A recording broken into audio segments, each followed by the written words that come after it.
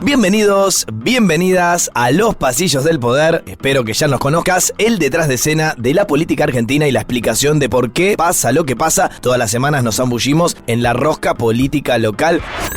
Hoy, increíble, capítulo 10. No se olviden de seguirnos, de activar la campanita y si les gusta lo que hacemos, recomendarnos, por supuesto, para hacer crecer esta comunidad. Murió el Papa Francisco y todos lo lloran con cariño, hasta los que no lo querían tanto. Y atención, que vamos a repasar su legado con el sobrino de Jorge Bergoglio. Además, Argentina ya recibió buena parte de los dólares del FMI y el dólar está estable. ¿Qué significa eso para nuestro país? Y la pelea por los precios para que no salte la inflación, sobre todo en los supermercados. Por último, alta intensidad en la campaña para las elecciones en Cava y en la provincia de Buenos Aires, con un Javier Milei y un Mauricio Macri que siguen en su peor momento y se mandan mensajes a través de los medios, no por WhatsApp. Si están listos, empezamos. Los Pasillos del Poder, con Nacho Girón, el detrás de escena de la política argentina.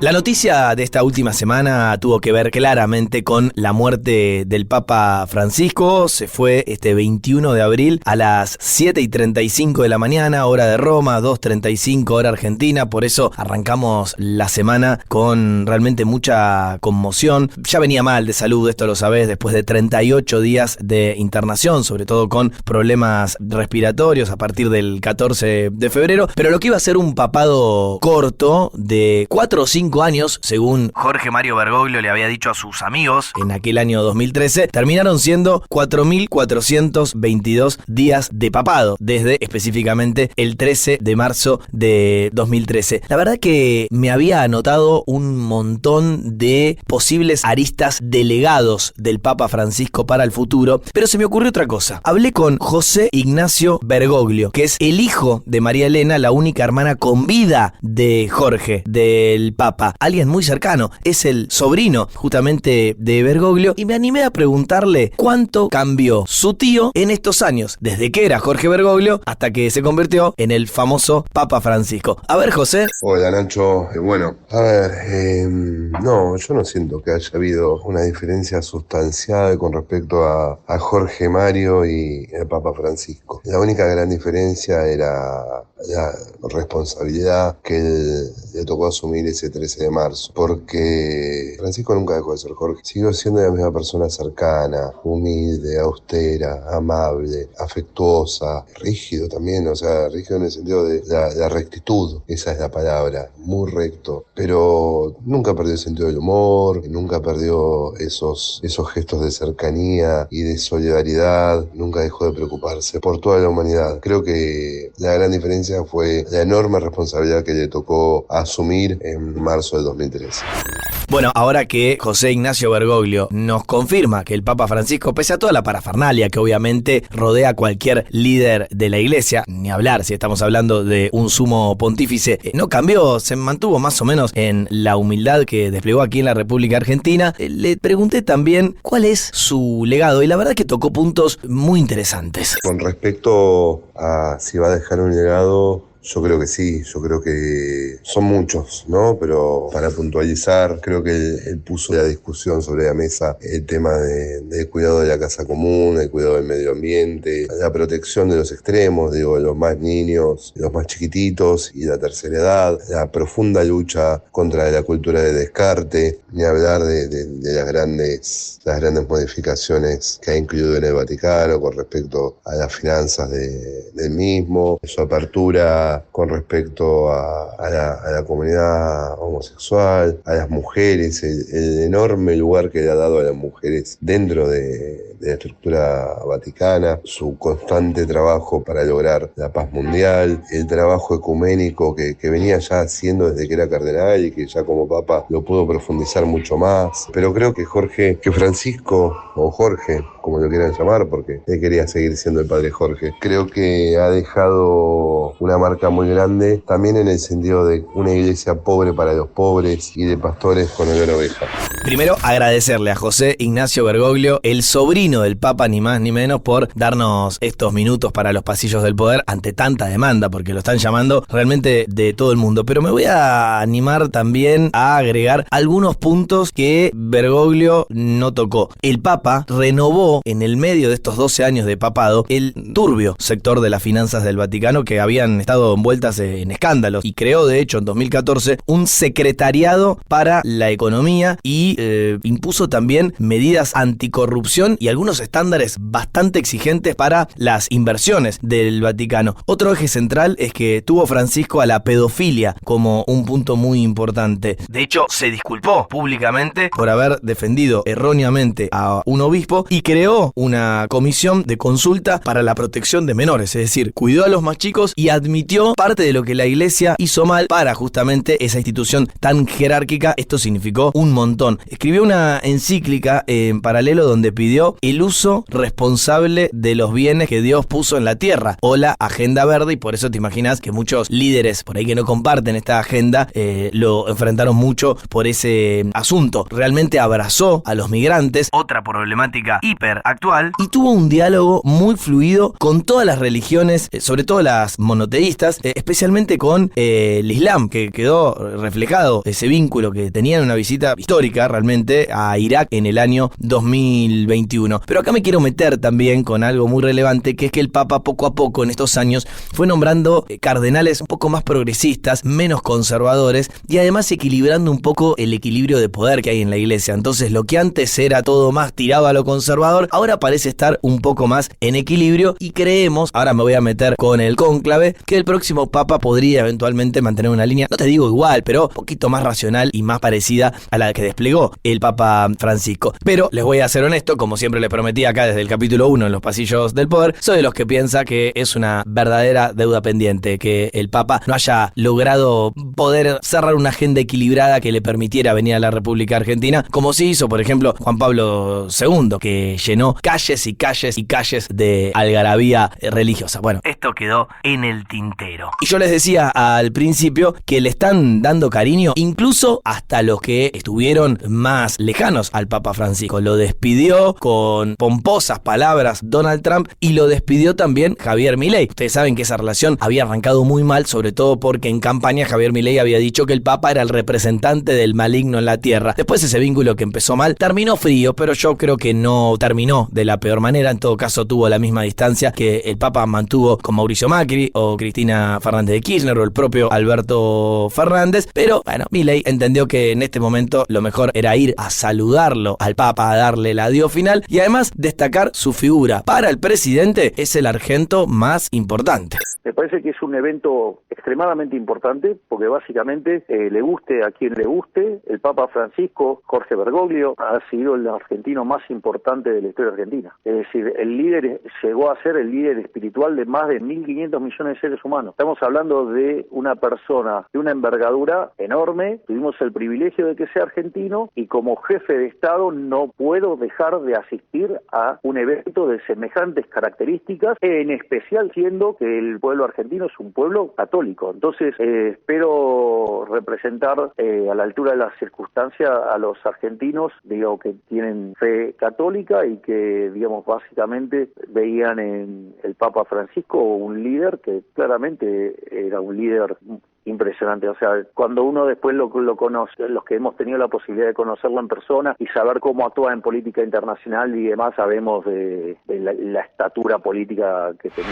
Algo más que les quiero marcar del Papa Francisco, y lo habrán visto en estos días en su funeral, además de haber muerto en un lugar bastante normal, una suerte de hotelito 3 estrellas donde vivía, que se llama la Residencia de Santa Marta. No es ahí donde vivieron los papas históricamente, es que lo hacían en el ampuloso sector que tiene reservado el Vaticano justamente para los sumos pontífices. Además de eso, decía, fue enterrado en un cajón común que no tenía demasiada parafernalia, y decidió pedir ya en vida que cuando muriera no fuera expuesto su cuerpo sobre lo que se llama un catafalco, una plataforma elevada y adornada, sino que estuviera a la altura de la gente. Entonces los que pasaban por la Basílica de San Pedro, allí en la plaza del Vaticano, lo podían ver de frente, más o menos como si fuera uno más, uno como ellos. Y como último dato, pidió el Papa Francisco no ser sepultado en la Basílica del Vaticano, sino en la de Santa María la Mayor, en el corazón de Roma. Es decir, el Papa no va a permanecer en las grutas del Vaticano, sino que está fuera del Vaticano. Todo un símbolo, ¿no?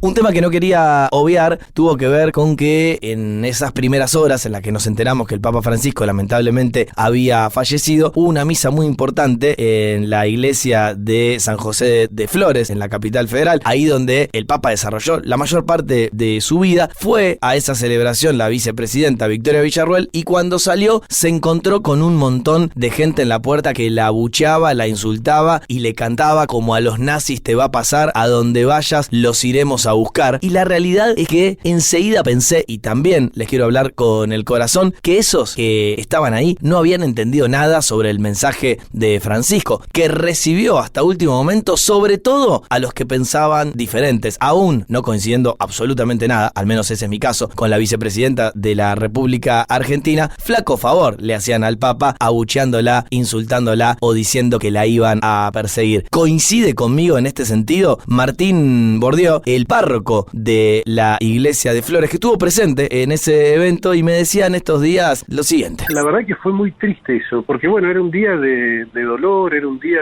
de congoja. No está bien ni agredir, ni escupir, ni silbar a nadie, así sea Villarruel, Cristina, Magri, Milei, qué sé yo, no era el lugar, no era, es como lo dijo el arzobispo también, ¿no? En la conferencia es como no haber entendido nada. No sé, no nos gustó, nos pareció una falta de respeto, es una Argentina que no queremos. Vamos a tener tiempo en los pasillos del poder en las próximas semanas para hablar del cónclave que va a elegir al nuevo Papa. Solo pueden votar los menores de 80 años que sean cardenales. Hoy la cuenta da que el cónclave va a tener 133 cardenales, el 70% de los cuales fueron elegidos por el Papa Francisco. Es decir, que la mayoría que se necesita, que son 2/3 de los presentes, como si fuera el Congreso esto, para elegir al nuevo pontífice, va a ser 89 votos. El primero que llegue a 89 va a lograr la fumata blanca. Hay 4 cardenales argentinos que votan, son Víctor Manuel Tucho Fernández, Ángel Sixto Rossi, Bocalic Iglic y Mario Poli, que quizás es uno de los más conocidos. Insisto, en las próximas semanas charlamos del perfil del sucesor y sobre todo nos vamos a preguntar si puede haber una suerte de reacción conservadora en la iglesia, a pesar de que el Papa hizo todo lo posible nombrando cardenales más afines a su pensamiento para que, no digo que haya uno exactamente igual a Francisco, pero más o menos parecido. Dejamos al lado la muerte del Papa Francisco y nos metemos en nuestra área de influencia, en nuestra especialidad, lo que está pasando en la política y en la economía de la República Argentina. Ustedes saben, lo conté en el episodio anterior, que el gobierno salió bastante exitosamente del cepo, hay que decirlo, retomó la centralidad de la agenda, pero entre tanta euforia, de hecho con un Javier Milei y un Luis Toto Caputo, ministro de Economía, escupiendo bastante para arriba, ¿no? Hablando mucho de los mandriles y de los que se equivocaron con sus previsiones, pero bueno, entre tanta euforia se están desplegando algunos focos de tensión de muy alto voltaje vinculados con que la modificación cambiaria, esta banda de flotación del dólar entre los 1.000 y los 1.400 pesos, no alteren la inflación. Tengo que marcar que el dólar hasta acá, salvo en los primeros días de esa banda cambiaria, estuvo muy pero muy planchadito, es decir, más cerca del piso que del techo de la banda. Les doy el ejemplo solo del lunes de esta semana. La cotización del dólar oficial en el Banco Nación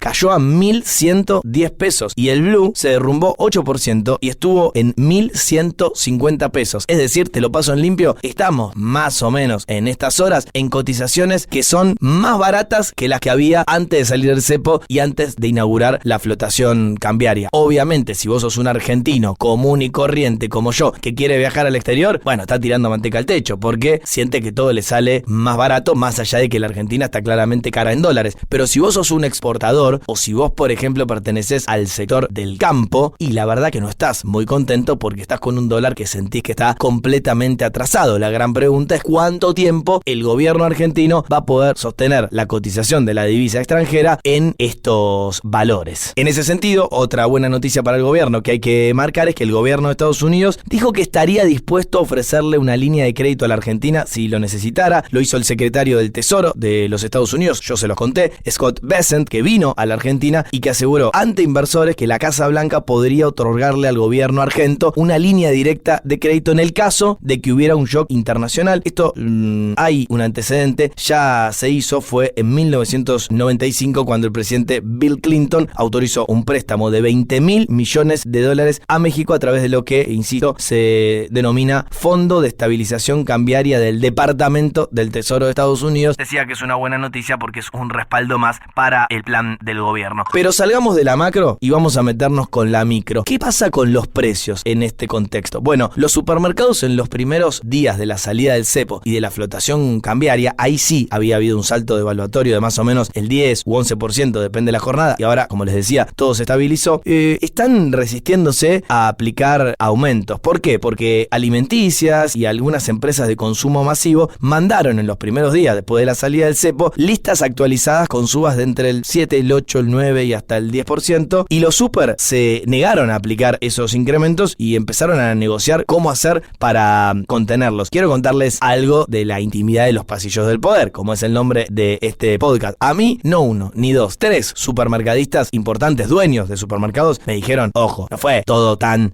sensato y generoso por parte de nuestro, sino que hubo aprietes a lo Guillermo Moreno. Es decir, llamaban desde el Ministerio de Economía para decir, hola supermercadista, no aceptes esta lista con aumentos porque si no, esto nos va a pegar en la inflación y nuestro programa económico se va a ir al diablo. Independientemente de estos llamados con, vamos a decir, entre comillas, aprietes, la verdad que a los supermercados no les convenía aceptar listas con aumentos porque el consumo en la República Argentina está bastante golpeado. Más allá de los llamados a los supermercados y más allá de que Luis Toto Caputo habló de empresas y marcas particulares, por ejemplo, habló de la multinacional Unilever, que tiene mucho peso en los productos de limpieza y cuidado personal, y también habló de la alimenticia Molinos. Lo cierto es que hay numerosas personas en el mundo económico que dicen que el consumidor igualmente no están convalidando con compras cualquier suba. No estamos en un momento donde ves cualquier precio y decís, bueno, me lo compro igual para estoquearme. Hay un informe de la Federación de Almaceneros de la provincia de Buenos Aires que dice que el consumo masivo bajó 5,4% en marzo y ya acumula 15 meses consecutivos de caída. Por eso los precios no se pueden ir al demonio, si no nadie va a comprar absolutamente nada. Fíjate lo que decía Guillermo Francos, el jefe de gabinete, sobre lo que está pasando en el mundo de los supermercados.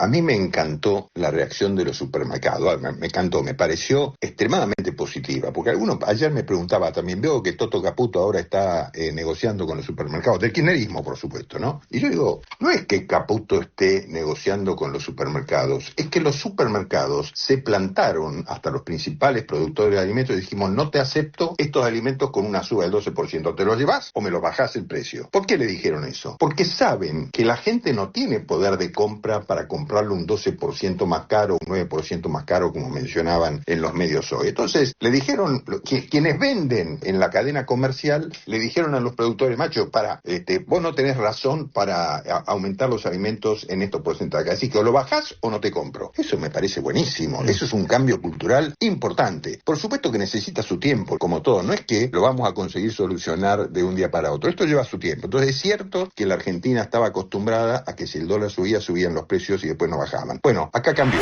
Y ya que hacíamos referencia a la compra en los super, hay que decir que tenemos nuevos datos sobre las ventas en esos canales justamente oficiales del INDEC. Esas ventas en supermercados crecieron 1,5% interanual en febrero. Atención, crecieron, pero cayeron 0,3% respecto al mes previo, al mes pasado. La interanual es una buena noticia, pero no alcanza para recuperar lo que se viene perdiendo en más de un año. Encima estamos comparando con una base baja, que era la de inicios de 2024. Básicamente tenemos en estas horas entonces un nuevo dato de cómo no está repuntando el consumo. Sí tengo que mencionar a los autoservicios mayoristas. Las ventas disminuyeron fuerte, ahí 9,1% interanual en febrero y 1% abajo con respecto a enero, pero obviamente depende del sector sector económico al que le preguntes, la cosa está peor, como en estos casos, o la cosa está mejor, porque, por ejemplo, las ventas en los supermercados aumentaron 15% interanual en febrero. Algunos crecen, otros decrecen, y así está la economía en una suerte de dos velocidades en este momento de la República Argentina. Yo recién les nombraba la medición oficial del Instituto Nacional de Estadísticas y Censos vinculado a los supermercados. Bueno, Javier Milei dice igual que esa medición no sirve.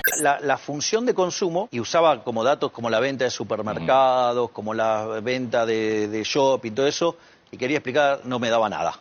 Así te lo digo. O sea, la econometría de eso daba porquería, no daba nada. Con lo cual, digamos, en principio, si vos querés aproximar lo que está pasando con el consumo, no funciona. Digo, econométricamente no funciona.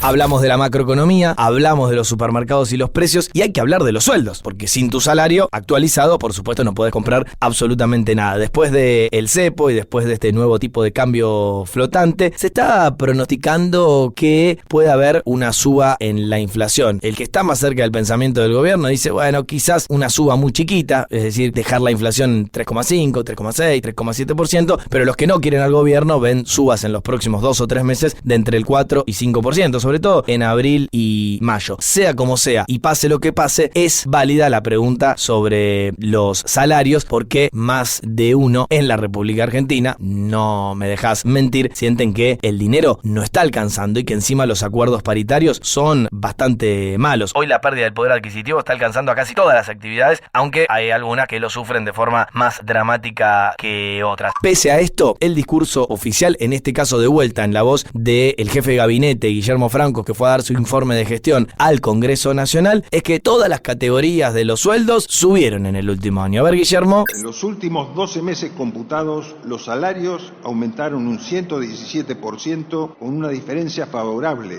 de 32,5 puntos porcentuales respecto de la inflación acumulada en ese periodo, que alcanzó el 84,5%. Esta tendencia también se observó en el primer año de gestión. En el 2024, el índice de salario superó en 27,7 puntos porcentuales a la inflación minorista.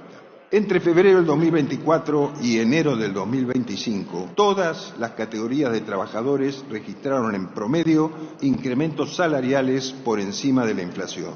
Esto también derivó en una disminución histórica en la conflictividad laboral en nuestro país, que en el ámbito privado alcanzó uno de los niveles más bajos de los últimos 20 años.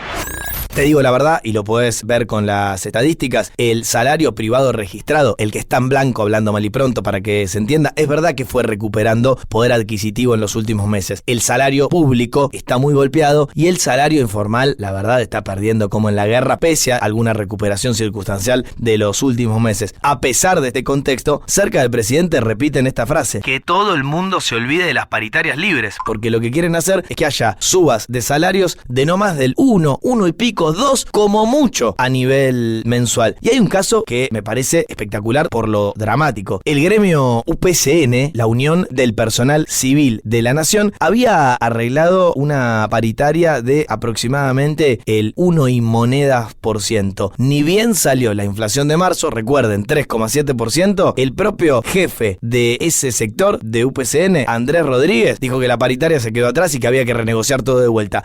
Hablé con él en estos días y me decía esto. Bueno, ya veníamos perdiendo desde el 24, si bien considerábamos que supuestamente había promesas desde el Ministerio de Economía de empezar a recuperar en el 25, al contrario, esto no se produjo y seguimos perdiendo, ya con bastante notoriedad, porque la inflación de marzo, que cerró en un 3,7, es un índice bastante elevado, y lógicamente nos pasó a nosotros que el mismo viernes, que después nos enteramos del índice de precios al consumidor, pero que en el momento habíamos firmado 1,3 y 1,3, o sea, entre los meses de marzo, abril y mayo, realmente quedamos desfasados nuevamente. ¿Y que por ya eso están pidiendo reabrir? Sí, por supuesto, para ajustar un poco esto, porque si no es una pérdida constante de poder adquisitivo. Bueno, y para cerrar este segmento tengo un remate que creo es muy llamativo. Javier Milei en las últimas horas dijo que el ajuste que está llevando adelante es bueno. No me mates a mí, escuchalo al presidente. Es lo más interesante de todo esto, que cuando uno mira este caso, nosotros no hicimos el el ajuste subiendo impuestos. Nosotros lo hicimos bajando gastos. Es decir, lo hicimos devolviéndole libertad a la gente. Entonces, eso hizo que se generaran cerca de 15 puntos de ahorro del PBI que volvió al sector privado, que antes se lo llevaba el Estado. Entonces, mientras que durante diciembre del 23 discutíamos la hiperinflación, hoy discutimos créditos hipotecarios a 30 años. Y lo otro es, no, bueno, pero esto no se puede hacer porque va a ser impopular. Y la realidad es que mi popularidad, digamos, está en los niveles máximos y oscila, digamos, 3 más 3 menos 3. O sea, es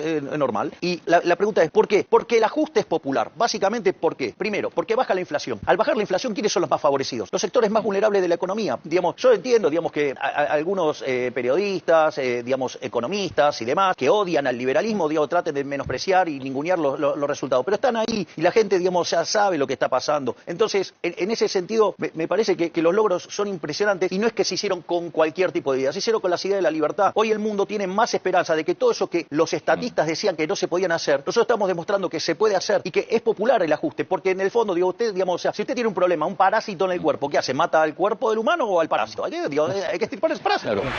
Con esta definición sobre la mesa y por supuesto admitiendo que hay un sector que estaba muy cansado de todo lo que veníamos viviendo en el gobierno de Alberto Fernández, pero también, si querés citar otro color político, en el gobierno de Mauricio Macri, que está, la verdad, disponible para tolerar un poco de sufrimiento siempre y cuando su situación futura mejore. Hay que marcar que también nos enteramos en estas horas que la economía argentina creció más de lo previsto en febrero. Entonces fíjense cómo son las cosas. Les contaba hace un rato que venimos mal en el rubro consumo, pero aún así la economía argentina está creciendo. Por supuesto, cuando hablamos de números hablamos de promedios, entonces vas a ver sectores que crecen y sectores que le está yendo muy mal. Dice el INDEC que la actividad económica subió 5,7% interanual en febrero de 2025, es el último dato cerrado de la estadística, y que creció también 0,8% en febrero respecto de enero. ¿A qué sectores le fue bien? Bueno, a la intermediación financiera, pero quizás a vos mucho no te sirve esto, subió 30,2% interanual. A la pesca le fue bien, 26,2% arriba, pero hay un repunte en el comercio mayorista, minorista y reparaciones, más 7,4%, y sigue en alza la minería con otro 5%. Pero, como les advertía, hay sectores que están en rojo. Servicios sociales y de salud están en menos 0,5%. Administración pública, menos 1,2%. Y hoteles y restaurantes, menos 1,4%. Claroscuros que se van mezclando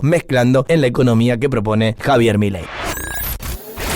Y pasamos al tercer y último tema, que tiene que ver con las elecciones en la República Argentina. Recuerden que el domingo 26 de octubre todos votamos para renovar buena parte del Congreso. Todos estamos mirando, mientras tanto, quizás la primera y gran batalla entre el PRO y la Libertad Avanza y el PRO, que se van a enfrentar con sus listas en la Ciudad Autónoma de Buenos Aires el 18 de mayo. Pero antes de la elección en Cava va a haber una suerte de super domingo, el 11 de mayo, donde van a votar Chaco, Salta, Jujuy y San Luis. La realidad es que el gobierno anticipa resultados malos para la Libertad Avanza, porque la verdad, como ya pasó en las elecciones en Santa Fe, que acá les conté con detalles, no quiso aliarse con nadie. Entonces van a la batalla, bueno, en muchos lugares con una chaucha y 2 palitos. Como sienten los libertarios que la elección del 18 de mayo, subrayo, está a la vuelta de la esquina en la Ciudad Autónoma de Buenos Aires, es fundamental, porque puede llegar a salir primero Leandro Santoro, del peronismo, más allá que es de extracción radical, Santoro. Javier Milei ahora interrumpió su agenda por la muerte del Papa, pero la está retomando en los próximos días. Va a cargarse al hombro la campaña de la capital federal, y por eso va a empezar a recorrer de manera sorpresiva, no lo van a avisar mucho tiempo antes, la ciudad con Manuel Adorni, que es su principal candidato, el vocero presidencial. Pero claro, hay voces en la Casa Rosada que dicen, esto está bien, es inteligente la estrategia, porque si nos llega a ir mal y vos nacionalizaste la campaña y te cargaste justamente esa campaña al hombro, ¿no puede ser un golpe también para vos? Me parece, es una pregunta sensata. Con ese telón de fondo, como les decía al principio, la verdad que está todo cada vez peor entre Javier Milei y Mauricio Macri, a tal punto que no se ponen todavía de acuerdo en si van unidos en la provincia de Buenos Aires, la madre de todas las batallas, y Mauricio Macri ya hizo referencia a los que tenían precio pero ya los compraron. Escuchalo esta semana. Me da la sensación de que todos los que tenían precio ya los compraron. Porque acá no hay gente con peso, gente con valores.